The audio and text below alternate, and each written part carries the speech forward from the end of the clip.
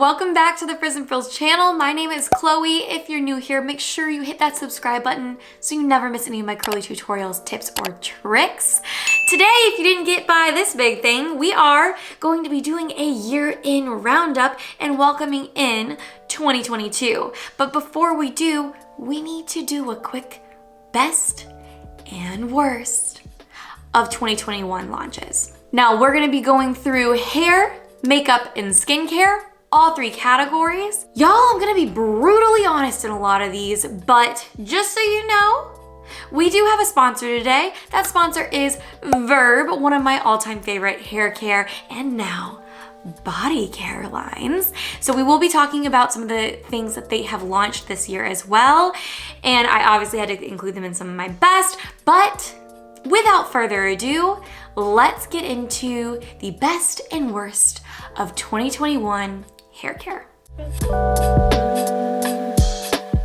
Actually, I'm gonna have to take this off. This is gonna bother the absolute crap out of me. I was recording a holiday hair tutorial to how to do this, and if you guys want to know how to do it, you can go over to that video. I'll make sure to link it down in the description so you guys can check it out for yourselves. So let's get into hair care. The first thing we're gonna discuss is some of the worst launches that I've seen and reviewed this year. One of the biggest, to me, fails this year for launches was Bumble & Bumble's curl line. I'm gonna pop it up here so you guys know what it looks like and know what I would honestly recommend you not buy. It was awful. The mousse smelled like it was toxic. It was literally some of the worst hair I've ever had directly out of a wash day. I had to wash it the next day, which I haven't had to do in a very, very long time. Normally I can save it by doing a few things if the line is not quite working for me. But this one was just all around bad. Every single product I did not like. I did not like the fragrance. I did not like the consistency. It felt weighted down. It felt crunchy. Y'all, it was just bad. Now, if you have found that you like something from this line, get after it, but it's not gonna be the line for me, and it's not gonna be the line that I would recommend to you. One of the best launches that I have personally found was also, again, like I said, from our sponsor, which is Verb. So this is the Moringa oil, or I'm sorry, it is Moringa and Jojoba oil. And what I love about this, I actually have a bottle downstairs. This is a new one because I wanted to show you what it actually comes like. I'm almost done with my bottle. It takes me a while to get through oils. So for me to have already gone through almost the whole thing is pretty shocking considering I go through quite a few different types of products and it takes me a long time. Here is the bottle right here. It's such cute packaging. It's in a glass bottle. I like that it's not in plastic. And it is fragrance free. Okay, and it's multi-purpose. So this is my favorite thing about this oil is that it's very, very liquidy. So if you look at this, you will see it is very, very liquidy. It really does soak right in. You can actually use this. I love to use this mixed in with a lotion on your body. I love to use it as a finishing oil on my hair. You can use it as a pre-wash treatment oil. You can use it as a cuticle oil. I love that it's so versatile, and for people who are very sensitive to fragrance or just have sensitive skin in general, I think that this is gonna be one of your absolute favorite oils. So if you have not picked this up yet, it runs at $18. You can use my code, it's Chloe10. That'll get you an extra 10% off. It is a phenomenal oil, and I think it is truly one of the best launches that I have seen in the hair care field for 2021. One of the other worst ones that I tried was from Kristen S. Their curl line did not impress me at all. It's on the more affordable end, but it's still not insanely affordable. I think it's still in that kind of more like $12 to $15 price point. And I just wasn't impressed. It didn't give me hold. It didn't give me a lot of moisture. It just overall did not impress me. So why would I spend almost $15 on a product that didn't really impress me that much or didn't really do a lot to my hair? I think the packaging is super cute. I love the packaging from Kristen S. Overall, the line did not impress me at all. And to flip-flop back into one of the best of 2021 is the Curlsmith Protein line, okay? So they did not have a protein line or products with protein in them until this year. You have one of my absolute favorites, which is their bonding treatment, okay? So that's their Bond Curl. absolutely love the stuff. I've talked about it in many of my videos. If you have been subscribing for a while, you probably already know that. They also have now a full line that they've introduced throughout the year. One of those being a full kit. You can get the Bond Curl that I was just referring to. You can get the protein cream and their volume foam all within here. And they also later on introduced their bonding oil. Now, this is a very different oil than the one I was just talking about here. This oil actually has protein in it, and it does have a light fragrance. So this is really meant to help with the bonding process and to be a finishing oil. It is not multi-purpose, so please do not try to put this on your body or to use it for other purposes. It is a very specific purpose oil, but it is also one of my favorite ones, especially for people who have damaged hair. Now, bringing it back to one of the worst, the Living Proof Curl Line. I reviewed it. You guys know very well what my thoughts are. I will make sure to link it up here for you guys and in the description if you are interested in purchasing that line. But in my opinion, the cost of those products and the results of those products did not align. I really feel like those products, it should have been under 20 for the kind of results that I got. You're not even getting that much in the products themselves. It just wasn't it for me. And I would not recommend purchasing those products, especially if you have hair that's like mine that is very dense, very thick, requires a lot of product to be used when styling. You're gonna be repurchasing products from them every month at $30-something a bottle for each product. You're gonna be spending well over $100 in hair care a month. I don't know, that just doesn't seem quite right to me. And then to finish off the hair care side of launches, I have two of my favorite best launches. The next one is from Twist Hair Care. They launched this year and they are just killing it. They are $9.99, super affordable. I have done a full review and a walkthrough of the whole line. Definitely check that out. We'll link that here as well. But they are truly, I think, one of the best lines that is now available in the super affordable curly hair care sector. And now let's flip over to a couple tools, okay? One of the best, and I'm sure you guys are going to recognize this as soon as I bring it up, this lovely dryer right here. This is the Shark Hyper Air hair dryer. I did a full review where I compared it to Dyson. That is also on my YouTube, so you can check that out as well. We'll link it here. But that dryer, I think, was a game changer. It really went neck and neck to Dyson. It is an incredible dryer. It dries extremely fast. It is very warm, so keep that in mind if really hot air annoys you. I am perfectly fine with it because I think I was used to that from the Dyson. The Dyson also, it does have a very hot airflow, but it is designed with technology to make sure that you do not have heat damage from your hair dryer. It was a phenomenal buy, and I would highly recommend this dryer to anybody, especially because the diffuser is so nice and deep. It's got adjustable prongs. It is a fantastic purchase. Now, to finish off our hair care category, we are going to do the best and the worst of brushes. The brush that I'm going to be talking about is not a new launch, but I need to put it in as an honorable mention because I am mentioning a worst, so I need to give you an option to not buy the worst one, right? The best, this one, don't mind the hair that's in it. It gets used and loved a lot. This one right here is the Tangle Teaser Ultimate Detangler. It is fantastic. If you have curly hair, if you have thick hair, you are going to love this. Now, the worst one, it's not necessarily the worst brush I've ever tried, but for the price of it, it's going in the worst. This is from Prose. Now, I loved Prose hairline. I really did. This, though, did not hit the mark. It is a beautiful brush. It is probably one of the prettiest brushes I've ever seen. You even get a little engraving of your initials. But it's really pretty. It's a wood handle. It's beautiful. But I don't think it really got through my curls the best. There were multiple times where I actually went through the curls, and because of all the product that was on my hands while I was going through it, slipped right out and just got stuck in my hair. And that is something that's a big no-no for me. There's a ton of hair in this, and I tried to get it out. I also could not clean this brush out very easily. I feel like this brush is really meant to be used on dry hair, which is not meant for curly hair because we do not brush our hair dry. Maybe this is made for somebody who has straight hair. I do not recommend this for somebody who has curly hair. Now let's move over to body care, the best and the worst, okay? The best body highlighter and the worst. I tried this, I wanted to love it, but man, the Fenty Beauty, what is it called?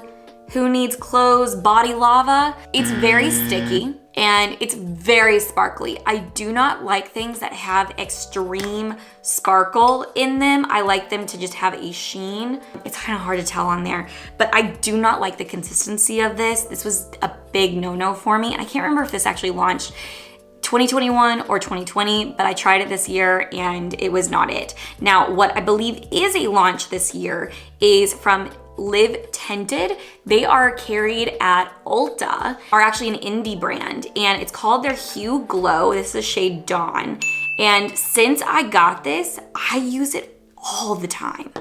And so this right here, you can see from here, it looks actually quite similar, but it has a little bit more of a rosy undertone. It really does dry down into the skin, and it really just feels more like a body oil that is non-sticky, that just feels good. And by the end of the day, like, I don't feel like I'm rubbing off everywhere. I don't know. This stuff, it just really impressed me and I really enjoy using it. I don't think I'd use it on my face, but on the body, it is glorious. Now, on the other side of body care is the body launch from Verb. So they launched, I think this was like in the fall with this, and this is their body lotion. You can see that this is a body lotion, and then you have their body wash. Now, their body lotion does not have a fragrance as well, just like that moringa and jojoba oil. So this is really good for sensitive skin. This one has a grapefruit and oatmeal, and the scent is very, very light on this, and it suds up really nice. It's just a really awesome option for a body wash. And again, like that mid-tier range, everything that they have is around that $18 price point. It's just a really good one, and I love these two together. And I love, and I think I mentioned this earlier in the video, I love taking this and mixing them together, and it creates this really, really rich oily lotion that just, I mean, it soaks into the skin, but yet my skin doesn't get, you know how some lotions, they'll get dry after like a couple hours and you're like, how is my skin dry already? Not with this. This combo is one of my all-time faves. These I continue to use, have been using for months, and will continue to be using. Ooh, let's talk about fur babies. Okay, so this was a launch this year from Way. Now, this is not for use for us and our hair or our body, but it is if you are a mama or a papa to a fur baby, okay? And so this is from Way. They're normally a hair care brand, and they brought out their own body wash or pet wash for your little fur baby. You could use this on a cat, on a dog, doesn't matter. And y'all, when I say the scent of this is so intoxicating, like I do not kid you, this is something that my husband and I do, and I'm kind of embarrassed to say this. We will literally like sniff and sniff and sniff our dog because he smells so good after he gets out of the bath with this. Like, he smells way better when we give him a bath with this than when he comes home from the groomer. It's expensive, no lie, it's very expensive, but oh man, it is so good. I would recommend anybody buy this because it's gonna last you for like 2 years. Now, one of the worst products that I tried, and I'm not sure if this launched this year, but it definitely went viral this year, and this is from Truly Beauty, Buns of Glory. It's like a whipped body butter scrub thing, and I did use a lot of it because I felt bad not, because I had spent quite a bit of money on it. And it did not do jack shit. It did not do anything. And it also, like, look what happened to the top. Can you see that? Like that's what happened in the shower, and it like happened like almost immediately. It started like corroding, and this is like after a few months in the shower. They need to come up with new packaging if they want something to be used in the shower. It's supposed to be like tighten and glow butt polish. False. I completely disagree. I don't think this worked at all. If you're looking for something that's good body polish, I will recommend this again and again and again. It is the KP Bump Eraser Body Scrub. It is great for sensitive skin. It has 10% AHA. I am on my 3rd bottle of this, and nothing can compare. It is phenomenal. It doesn't claim to tighten or anything, but I can tell you, if you have sensitive skin and if you have issues with the bumpies, this is what you need. Period. Now, for the last part of the body portion of this video, we are going to be talking razors. If you're anything like me, I really struggle with razors. I get really bad razor bumps. I just get very itchy. It's very hard for me to find a good razor. And I'm gonna start with the worst one because you guys need to know. I don't even have the top for this anymore because I think I threw them all away. This is Athena Club, okay? Athena Club, I'm sorry. The razor sucks. It gave me the worst razor bumps, bleeding, overall just the worst experience I've had with a razor in a very long time. Even from the beginning of that razor being a brand new razor blade, razor head, just awful. And I know I'm not the only one who's experienced this. I'm not gonna name names, but I know that I'm not the only one. What I have found to work as of recently is this one. And this one is from Venus. Venus Deluxe Smooth Sensitive. Comes with a really cute little floral detail. And this, it feels actually very luxurious. It's a metal handle. This one honestly has actually really impressed me. I haven't had bad razor bumps even though I've used it multiple times. And it's easily accessible at your local grocery store or Target or what have you. And it's actually like very pretty. So if you're looking for something for sensitive skin, this is made for sensitive skin. And honestly, I've been very, very impressed with it. This would be my best of 2021. We're not gonna do a ton of skincare on this. There are two product types that I do want to compare for the best and worst. And that is eye patches and lip treatments. All right, so let's start with the eye patches.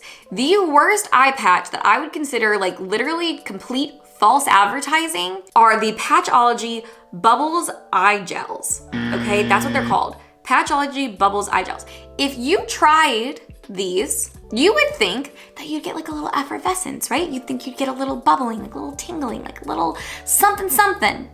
No, you get nothing. You get nothing. Take away the bubbles. They didn't bubble. They didn't do anything. They slide off your eyes. They were like the worst ones I've tried at all this year. They launched this year. I do love Patchology, but those ones are just not it. I feel like they need to rename them. Just not good. But the best ones I tried this year were from Wander Beauty. Those ones are called Baggage Claim Eye Patches. They're this really beautiful gold. I kid you not, I feel like they suction cupped themselves to my face. They felt so nice and cooling. I'm out of them right now. I really need to reorder some. They just feel luxurious, they look luxurious, and they work. So that would be my recommendation for eye patches. Let's move on to the lip treatments. They both launched this year. The best one that I have found is actually from Patchology, which I know I just kind of like shit on a little bit with their eye patches, but their Patchology lip service treatment, OMG. It's got hyaluronic acid in it. It is so good. I literally could not recommend it more. I use it before bed all the time. It is incredible. Travel with it, etc. I would highly recommend that to anybody. The one that I would not recommend, and I would call the worst launch, and I don't know how everybody feels. I feel like this actually has really good reviews, but for the price of it, it is just not worth it. It's called Grande Pout. Now, I actually do really love Grande Cosmetics Lash Serum. It works wonders. I would tell anybody that, but this Grande Pout lip mask, it has this grittiness, which I'll be honest, like that's the last thing I want to feel on my lips if I'm gonna keep it there. Normally, if I do like a lip mask or lip treatment before bed and I'm going to bed with it on, I normally still feel really nice and hydrated in the morning, but this didn't leave me feeling hydrated at all in the morning. But get their Grande Lash Serum. That stuff works great. Whew, we are moving right through these. This is a longer video than normal. I think this one's gonna probably end up being closer to a half an hour because there are a lot of products that I review throughout the year and I try because I want to let you guys know what I like and what I don't and what I think is worth buying. But now we're gonna go into the last category, which is makeup, okay? Which is a really fun category, but it really sucks if you buy something and it doesn't work. So the first thing we're gonna talk about is brows, okay? So brows, we've got two products that I have absolutely loved that are new this year and I have no intention of changing and I'm trying to look for them right now in my slew of products that are in front of me and I cannot find them. Where are they?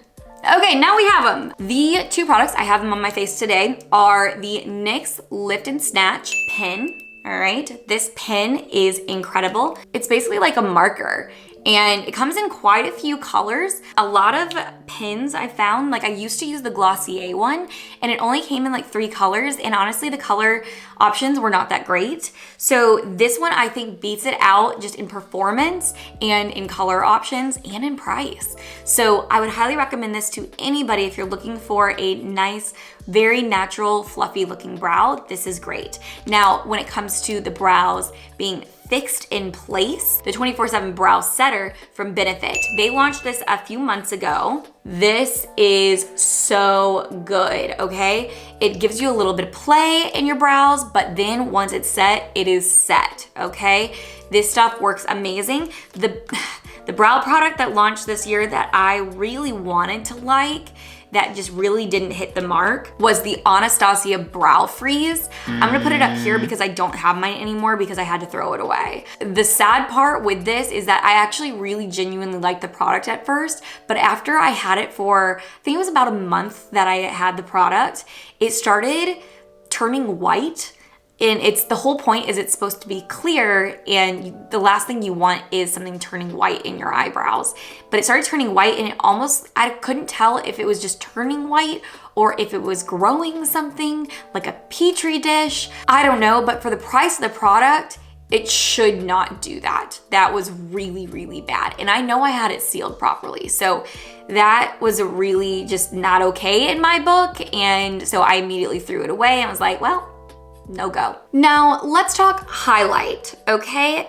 The worst highlight slash blush slash, I don't really know what it was trying to be, was from Drunk Elephant. And the thing is, what's really sad is I actually like a lot from Drunk Elephant. This one actually, the D-Bronze, I really love from them. I've used this multiple, like I think I've used this for like 2 years. And there are some other things that I really love from Drunk Elephant as well, but it was their cheek tint drop things. I'll put it up here for you guys so you guys can see what I'm talking about. It was trying to be a blush slash highlighter, but it really didn't do either. It was such a light product that it really had zero color payoff, kind of a why bother product for an extremely high price point.